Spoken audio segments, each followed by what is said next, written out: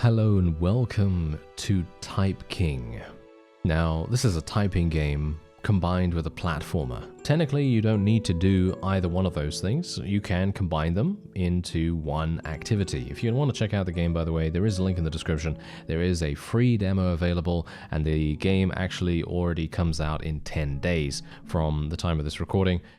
Well, let's just say that it's going to come out on the 29th. Yeah, there we go. That's obviously a lot easier. 29th of February. So you probably want to check that out. You can play this multiplayer if you want to. This is really, really cool, actually, in my opinion, because what this does is it basically makes it so one person types and the other jumps. I think that's really awesome. Otherwise, single player, you have a number of different ways that you can do things. So you can do typing only. You can do jumping only, and you can do Type King left hand and Type King right hand. So this is actually really, really awesome. I love these kinds of games. I am a huge fan of typing games in general. If you've seen those on my channel beforehand, then you'll know that yes, I do love them a lot. And I'm going to show you one of the typing levels right here. I'm going to play on hard. I played on normal just now. And I did okay. I did all right. I did manage to complete it, and I think I should be fine to complete the hard level as well. So let's try it out. So basically, this is what you got to do. Make sure you type out the capital letters and all the special characters shown. Letters are colored green when typed correctly and red when typed incorrectly. Once the whole word is correctly written, it is removed. No save codes are available, but you can always pause the game with escape for a well-deserved break. All right, so now here's the thing. You need to type everything out and then follow it with a space, okay? So you are timed, and it is going to show you your words per minute, and I will read out what is actually on the screen, but I'm not sure if that's... I don't know whether that's going to affect my typing speed or my typing accuracy, shall we say. So let's try it out and see what happens. I enjoy typing things to make the world more organized. Types are important for having a way to differentiate and describe all the things around us. For example, there are multiple types of plants, and knowing which are poisonous is beneficial. I'm going too deep now. Talking about types always gets me going. I am here to do a job, and that is to cleanse corruption and hopefully write a guide for future wizards to do the same. A good start would probably be to define what corruption is. It is the abuse of power for your own gain. That could be the first tip for fighting corruption for my guide. It is easy to recognize once you know what to look for. Okay, that should be the first floor and the introduction to my guide done. And there you go. So basically, that's what the game is all about in this particular game mode. So corruption and power go hand in hand. But who holds the power and risks being corrupt? Rulers, kings, queens, governors, anyone who controls the actions of others. They each hold power in different amounts. But even a small amount of power can tempt one to the side of corruption. This is true for people of all ages. Not even children are safe. It is easily proven by giving one child some power over the others. Human nature works in mysterious ways. This brings us to my second tip for the reader. Power feeds corruption. Well, that should be all for the second part. And there you have it. I actually really love this kind of game. This is super, super enjoyable to me. Obviously, if this is not your thing, then that's absolutely fine. We already know that history is written by the victor, meaning that whoever holds power can choose to tell others how things happened. The ruler can influence what is written and what is taught to people about the past. Therefore, it is vital to remain critical of what you hear and search for the truth with utmost vigilance. This takes us to our third tip. Corruption distorts history. It is important to see past what is written, as words themselves have an agenda, and that agenda is usually given by the one in power. Nothing is ever black and white. So remember that you are only seeing things from one perspective when it comes to anything written. Even this. That should be all for the third floor. Getting a little bit slower now as well, as you can quite clearly tell, but it's okay. I'm reading it out, obviously, so my concentration is a little bit taken up. I think it is important to look to history to understand the current moment, to understand the history of the kingdom we currently live in. We need to go back some 1,000 years to when the last peace was negotiated. During that time, the land was split almost evenly among 15 vassal states. The 15 states are all under their own governor. Above them is only the king. Now, you might think that having a single person responsible would make for concise and timely decisions. But it is quite the opposite. With absolute power comes great responsibility and a crushing workload. So, over time, the kings have delegated most everyday tasks to the governors. In turn, the governors spend most of their time trying to win favors from the king or waging wars with each other. They all strive for more power and ignore their responsibilities. This leads us to the fourth tip. Corruption leads to a lack of responsibility. The fourth floor is now cleansed. Woo! Alright, do bear in mind I need to stay above 60 words per minute. So that's also a bit of an issue. Another thing I want to get across is that with great power come great enemies. Responsibility? Sure. That too. But things are more complicated than that. When the kingdom was split, a tower was built for each vassal state as a monument and symbol of the newfound peace. However, the rulers quickly adopted them as their primary places of power. First, they were fortified, but later on, it was deemed more efficient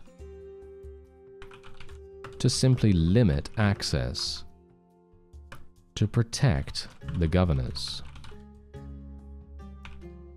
There are still occasional attacks against the towers, but the rulers are kept safe from usurpers because the top levels of the tower are nearly inaccessible. They are not fully secure, however, and that is because all of these towers are in poor shape because of corruption. The funds for repairing the towers keep disappearing into the shadows as the rulers turn a blind eye. The same goes for public funds in general. This takes us to the fifth tip. Corruption is the enemy of progression. Well, this flaw should be clear now. Was this the fifth one? I actually don't know. Maybe it is, maybe it isn't. I'm just concentrating. I'm just trying my best. What have the previous rulers done for the kingdom? The changes made by one ruler are usually subtle and thus do not elicit a major reaction from the public. These, however, add up as rulers come and go. As each ruler takes a little bit more power for themselves, we end up with corruption. When the system was invented, the governors were chosen by the people and only ruled for a set amount of time. These days, the governors are selected by a few wealthy individuals and hold their position indefinitely. This caused some outrage in the people, of course, but since it was done gradually,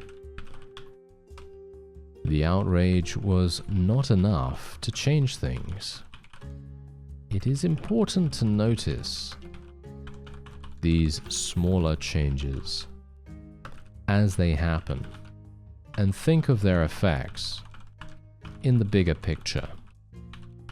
This takes us to our sixth tip. Corruption is subtle.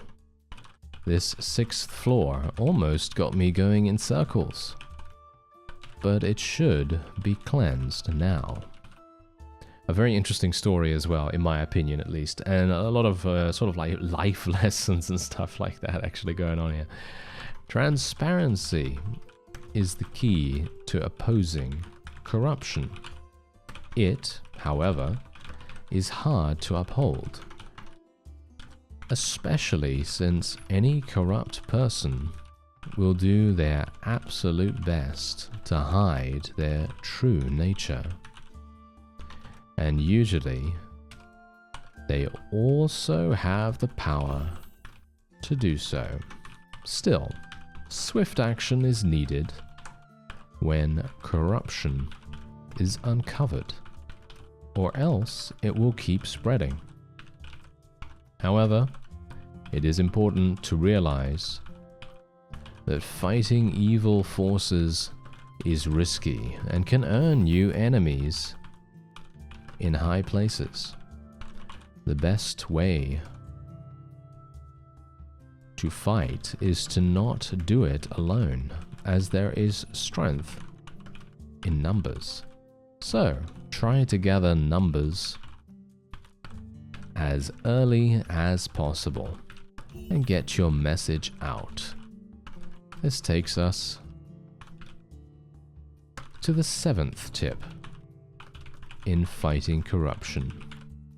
Corruption fears masses.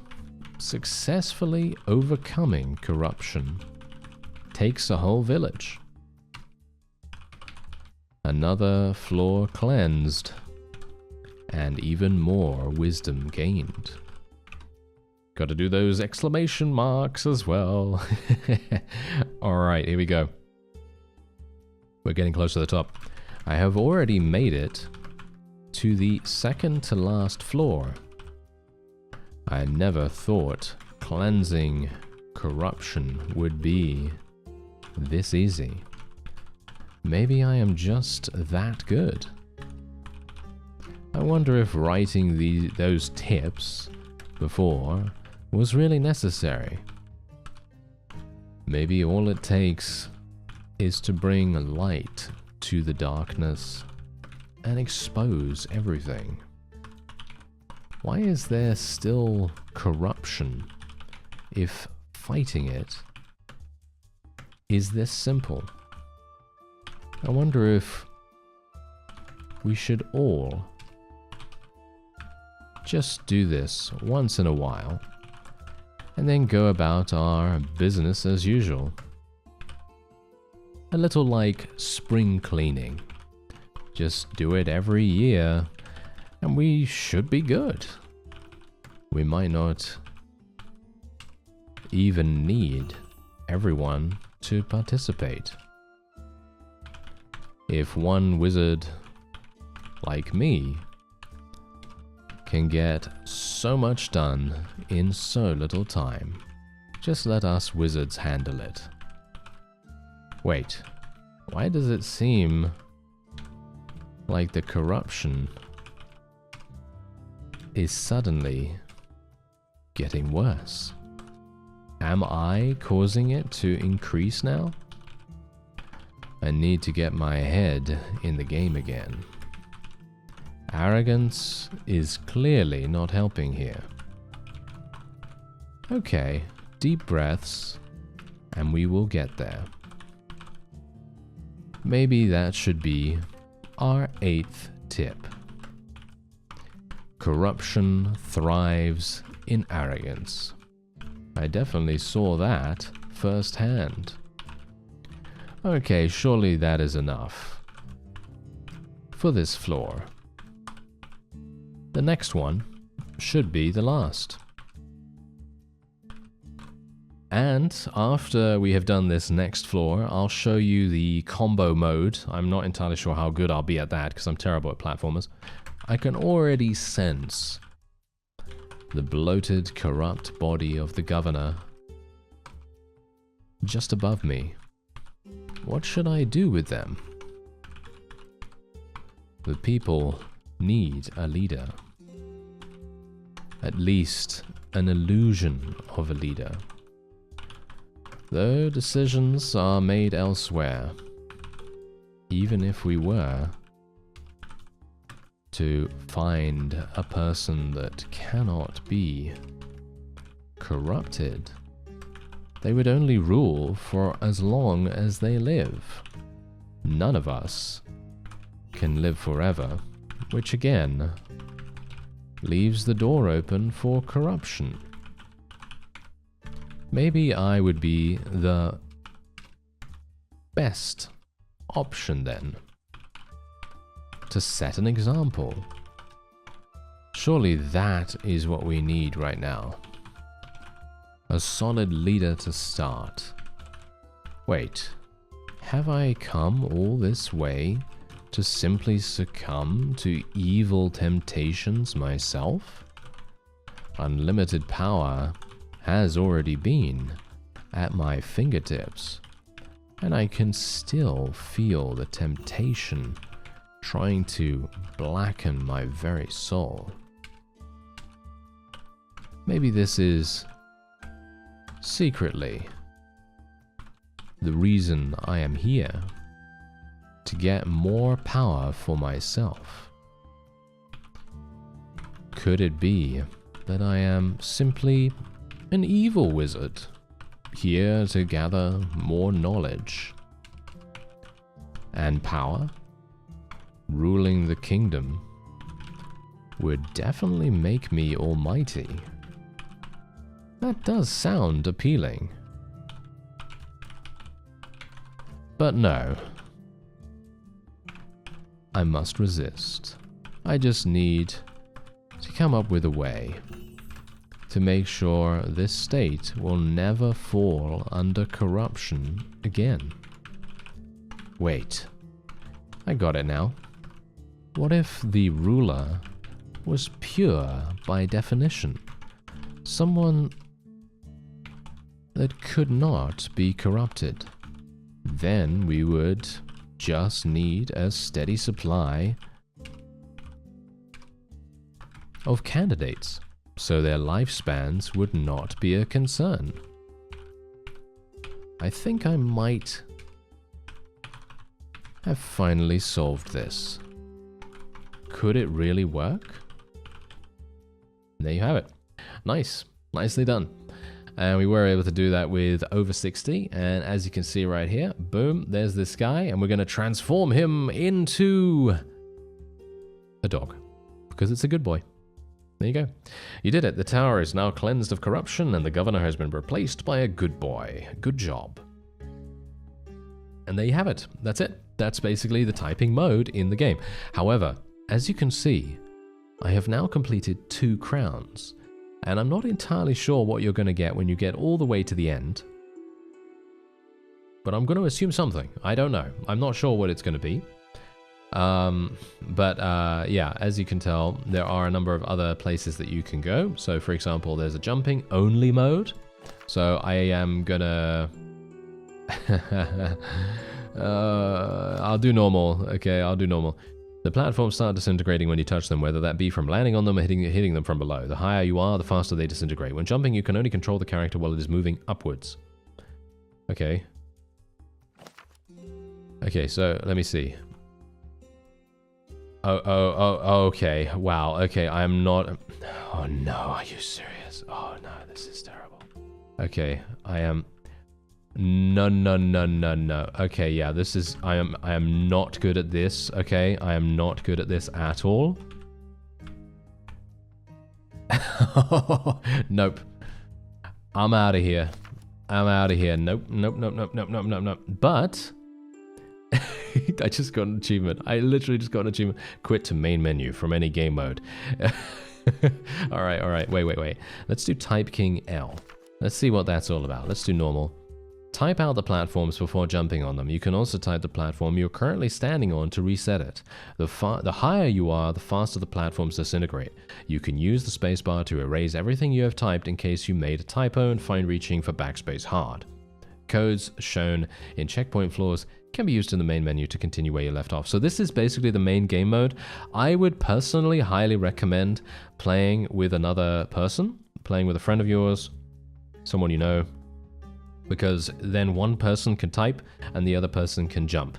But for me personally, I am just terrible at platformers, like I already said to you, so I'm probably not going to have a very good time here. So this is all left-handed, so you can see here that I can do this with my left hand. And no, I use... Wait, why is it slippery? Are you serious?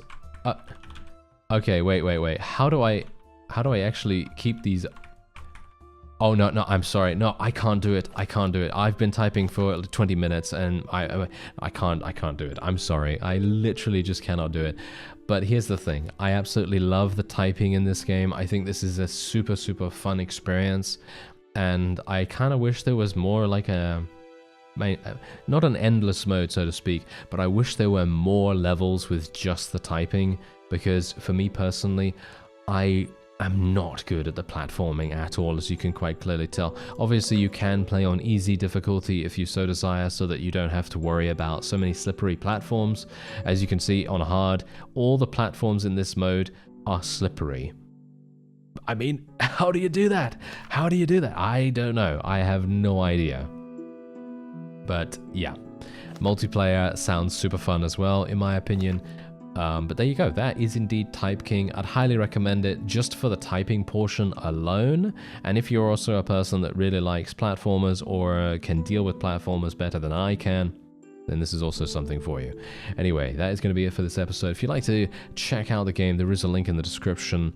And as I say, if you are into typing games like I am, it's good. It's very good. It tells a wonderful story, and the typing itself is really enjoyable. One thing I would just love to see more typing only levels. There are only 3 in the game. I don't know whether there are more, but I would personally love to see more. I would love to see more of the typing only levels. Anyway, that's going to be it for this. I thank you very much for watching, and I'll see you next time.